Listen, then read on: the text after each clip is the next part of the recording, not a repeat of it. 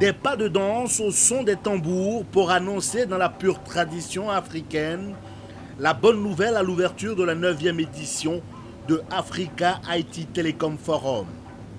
Plus de 400 millions d'Africains sont désormais connectés au NT, une avancée qui fait de l'Africa IT Telecom Forum le premier rendez-vous pour le développement d'une Afrique numérique.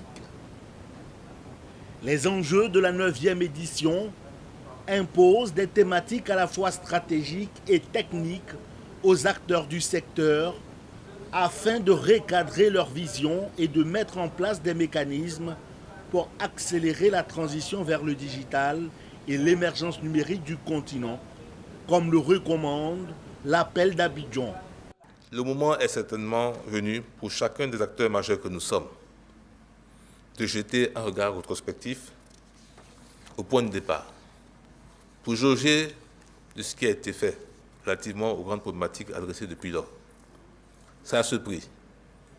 Seulement ce prix que notre forum ne sera pas un simple événement de plus sans valeur ajoutée de notre secteur.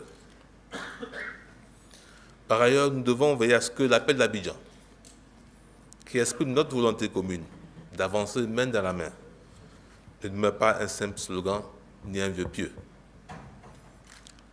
En particulier, je voudrais que la structure travaille ad hoc, mentionnée au point 3 de cet appel, pour piloter la communication et l'échange entre les gouvernements soit de plus en plus dynamique. Carrefour de l'économie numérique et de l'innovation, Africa IT Telecom Forum 2019, en partenariat avec Digital Africa, offre une lucarne aux startups du continent. Objectif leur permettre des échanges d'expériences sur les fintech, les incubateurs et leur financement. Une étude, par exemple, a été faite récemment au Kenya qui montre que les jeunes ont une proportion de 80% pour lire sur des livres, sur des téléphones mobiles, mais des téléphones mobiles simples, non pas des smartphones. Donc on voit bien qu'on a aussi une jeunesse qui a une relation avec la technologie qui est différente. Et donc qui va appréhender le monde de demain différemment. Et c'est avec les technologies, il nous faut tous nous y préparer et leur permettre d'ouvrir le maximum d'opportunités pour eux, que ce soit d'apprentissage, de réalisation de leur personne avec des entreprises. Quand on parle de renforcement des capacités, il ne s'agit pas seulement de renforcement des capacités des agents de l'État. Et cette jeunesse aujourd'hui en Côte d'Ivoire, 77% représente des jeunesses de 0 à 35 ans si je ne me trompe pas. Il faut les encadrer. Et les encadrer comment? C'est de créer un écosystème où on accompagne les incubateurs, les startups et les PME. C'est très très important.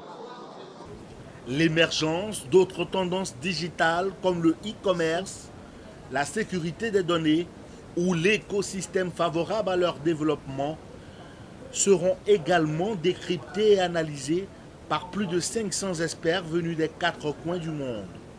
Tous les jours, quand vous lisez les articles, il y a beaucoup de startups qui lèvent de 100 millions, de 200 millions, de 1 milliard de dollars, ou soit lèvent des fonds, soit vendus. Ça veut dire qu'il y a de l'argent qui existe. Ce n'est pas l'argent qui manque. Mais ce que je pense, c'est qui manque le plus, c'est le cadre légal qui rassure tout le monde, qui crée la confiance et qui permet aux gens, dans une transparence totale, de savoir les droits et les devoirs, comment naviguer, comment créer une entreprise, comment un investisseur peut investir en toute quiétude. On a besoin aujourd'hui d'avoir des innovateurs, des talents qui soient capables de créer de manière pointue et spécifique des applications qui répondent au mode de vie de la population ivoirienne. Donc il est très important de ne pas faire du copier-coller par rapport à ce qui se passe dans certaines sociétés et vouloir les coller en Côte d'Ivoire. Pour la 9e édition de Africa IT Telecom Forum, le Congo-Brazzaville est le pays à l'honneur. Autre innovation, Africa IT Telecom Forum deviendra à partir de 2020 Africa Digital Expo. L'ambition de la transformation digitale de l'Afrique est clairement affichée.